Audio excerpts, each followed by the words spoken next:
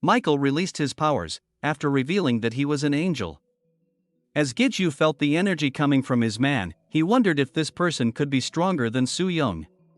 Rushing forward, Michael attacked him using his wings, and Giju was able to block the blow with his swords.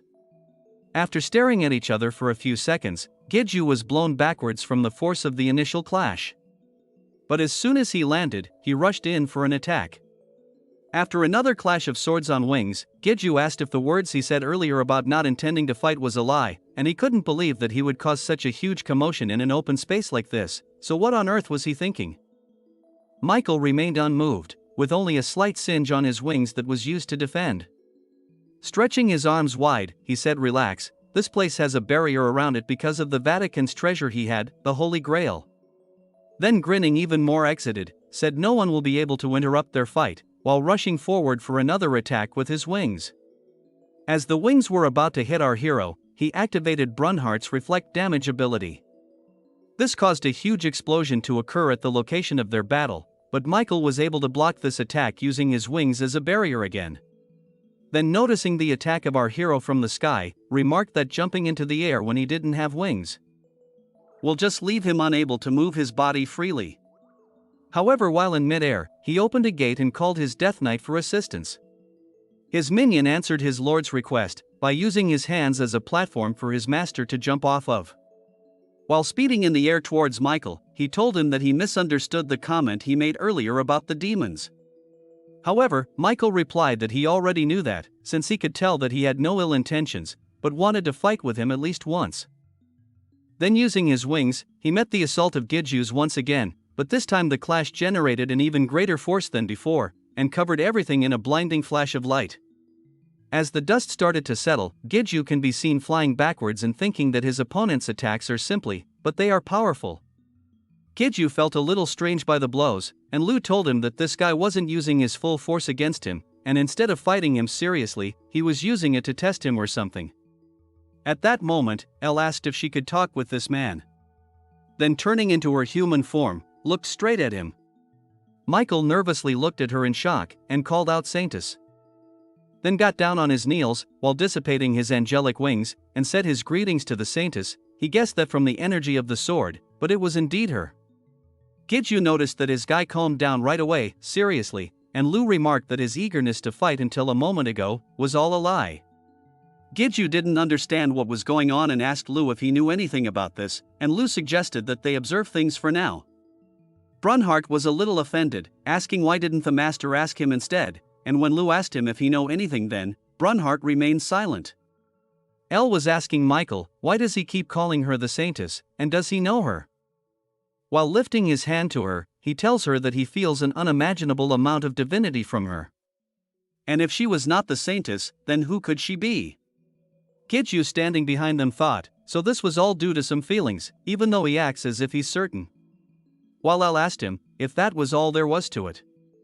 But Michael replied, that's not it. It might sound weird, but when he first met her, he felt an indescribably peculiar feeling. This remark started to piss Elle off, while Giju just blankly stared at them. Brunhart asked if he fell in love at first sight, while Lu said what a dangerous bastard. Michael continued to speak, that it's a little hard for him to describe it in words, since it felt like some kind of kinship. Elle just stared at him calmly, then turning to her master, she said that it's hard for her to explain it exactly, but she also feels a similar sense of kinship, like what he's talking about, and it also feels like déjà vu. And this feeling has been there since she heard his name. While Giju pondered on this situation, Lu said that the Holy Sword feeling a sense of kinship with him, then he's definitely extraordinary. Giju then asked Michael, was he human or was he an angel? In response, he asked Angel, what was he talking about, since he was human? Then Giju asked about those wings of his, since it was not some kind of a skill or unique ability. Telling him it's best not to lie with Elle here, since she'll know if he was telling the truth or not. Then as his confidence slowly faded, Michael started to say that he was human, probably. Lu commented that it looks like even he's not entirely sure of that either. Then Michael nervously apologized for the misunderstanding and picking a fight with him, but clarified that it felt like he would be able to get answers to his questions if he fought with him.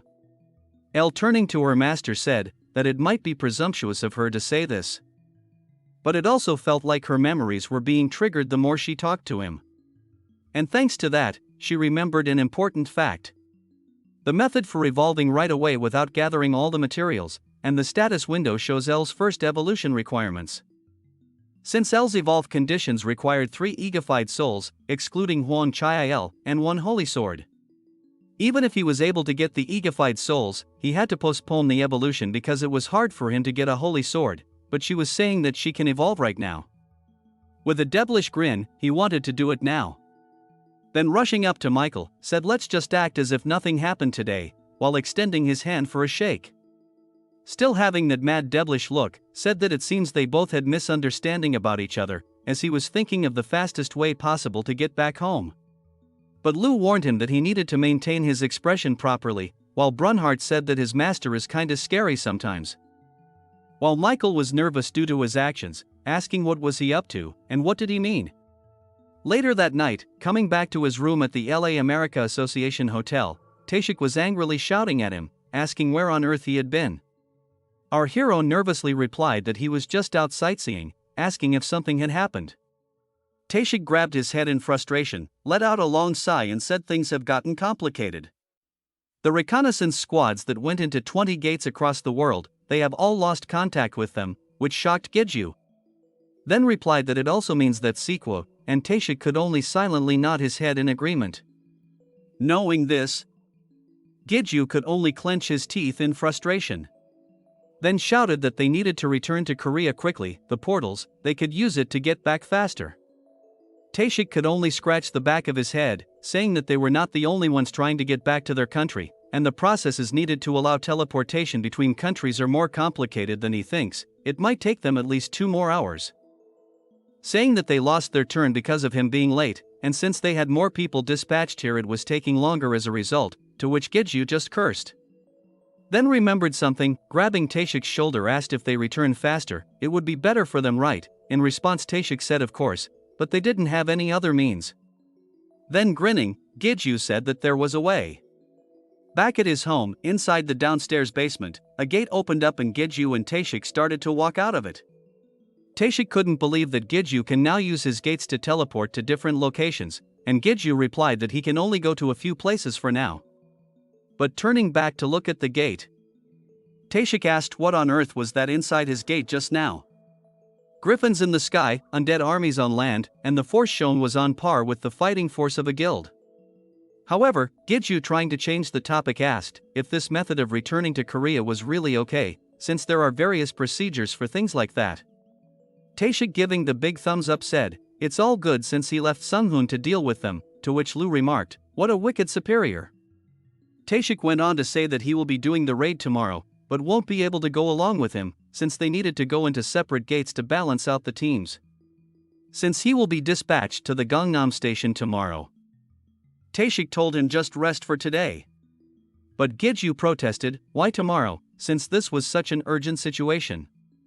However, Taeshik warned him that if they entered without any preparation, they'll only incur more losses, and at times like this, they needed to be even more cautious. And it might sound a little ominous to say this before entering a gate, but he should spend today with his family. Since no one knows what tomorrow will hold, and this time around, it's really dangerous. After thinking it over for a bit, Giju could only agree. Then as Taeshik turned to leave, he cleared his throat, and said he should go see if Sujin, Giju's mom, was alright before he headed back to the association. Giju told him to make sure to give it his best shot, and Taeshik replied that he was just checking in with her, calling him a brat. The next day, an army of soldiers were waiting in front of the gate. As the guildmaster of the Blue Dragon, Choi Changyong, was telling the gathered players the summary of the strategy for the gate. The first group to enter will be them, the Blue Dragon Guild, as they were one of the stronger guilds. In case of any unexpected situations that could occur while the main group enters, they will be going in first to make sure it's safe to enter. Then the Cane Guild, the Mist Flower Guild, and the 2 people from the association's support team. They will be the groups that enters later. At that moment, Giju was thinking that this strategy definitely sounds logical, but if they do this, too much time will be wasted. The fact that Sequo, who's able to manifest portals, is stuck inside a gate, means there exists a danger that's keeping him inside. Even right this moment, his life might be in danger. Maybe he's already. No, he didn't want to think about that possibility. Guildmaster Choi Chang-yong looked in his direction and called out his name, which surprised him. As he approached, Giju was thinking why he was suddenly trying to talk to him. Was he here trying to gauge his strength? The guildmaster just stared at him for a moment, then turning to leave, said he hoped that he won't end up being a burden to them. Giju just said what the hell, and Brunhard agreed, shouting that was upsetting, while El said what a rude person. Standing beside him, Sung-hoon nervously said, don't be too offended by him, he's a bit rough, but he's not a bad person, since the image that rankers have of him recently wasn't all that great. Giju tried to make light of the situation, saying that well, a person who stands out among many people will incur the hatred of others. He thinks he's slowly getting used to that already. Although thinking that all this was Taeshik's fault, since during that press conference, they praised him as the one closest to becoming a high ranker. Choi Chang-yong commanded the advance party to enter the gate, and the main party to be on standby to enter after 20 minutes. As the advance party started to enter the gate, Giju was thinking that this strategy was best for a stable raid, but it also means a lot of time will be wasted before they can start to look for Siku. He guessed that he had no choice but to act alone. But in order to do that, he will need to get some help from the main party, but unfortunately he had burned some bridges with the Cane Guild's vice guild master, Lee Byung-jin, during the Iron Guild incident. And since Yubin was the guild master for the Mist Flower, and as he turned to look in her direction, their eyes met.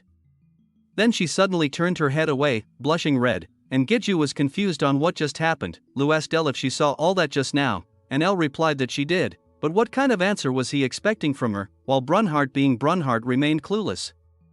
As the vice guild master looked at his watch, he shouted that 20 minutes has passed, telling the main party to enter the gate. Everyone started to enter the gate in an orderly fashion, and as they came out on the other side, was shocked at what they saw before them. The ground was littered with dead monsters and comrades from the advance raiding party, as Lee Byung-jin said, what on earth happened here? While looking at the carnage before him, Lu warned his master to be on guard, since this gate was the territory of an archdemon on Baal's level, which completely shocked our hero. As he recalled, Lu mentioned that Baal was the strongest of all the 72 demons previously. In that case, Lu continued to warn him that this gate will be on a totally different level from all the gates he has experienced so far. But since it hasn't fully completed its connection with this world, the gate shouldn't be able to fully unleash its power yet, but despite saying that, it doesn't mean he should let his guard down either. Lee Byung-jin was saying what a fearsome gate this was, putting aside the fact that they were ambushed upon entering. There were so many monsters. He didn't know if it's okay for him to say this, but he's glad that the Blue Dragon Guild entered first. And at least for now, it doesn't seem like there are any more monsters nearby. But something caught Sung-hoon's attention, as he noticed the Blue Dragon Guild flag left behind along with the dead. He pointed to it, saying there was a Blue Dragon Guild flag over there, and it seems to him that they must have headed left. Then agreeing to head in the same direction, proceeded with their march. As they were marching along, someone from behind asked if he was the young man Yubin talks about, getting his attention. Turning to look, he saw an elderly lady with a wooden staff smiling at him.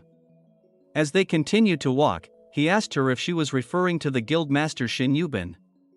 And she replied yes.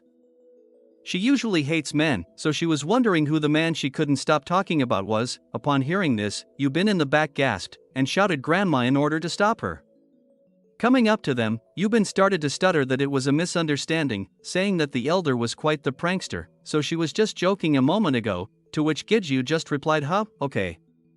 Blushing and coughed into her hands to get her nerves under control, Yubin started to introduce the elder as the advisor to the Mist Flower Guild, and saying she's been a great help to her for a long time. At that moment, something caught Giju's attention, saying that he would to talk more and the elder finished his sentence by saying it seems this isn't the right time for that, as she noticed it as well. Yubin, standing beside them, was kind of clueless to the situation. As Giju stated that they're coming, everyone stopped and looked ahead of them. Lee Byung-jin was shocked at what he saw, as a huge horde of various monsters started to stampede in their direction. He warned everyone to prepare for battle, calling the tankers to the front. As they rushed to the front, they placed their shields on the ground and created a barrier in front of the stampeding monsters. As the monsters clashed into the barrier, it created a huge explosion, but it soon became apparent that the barrier would not hold them for long.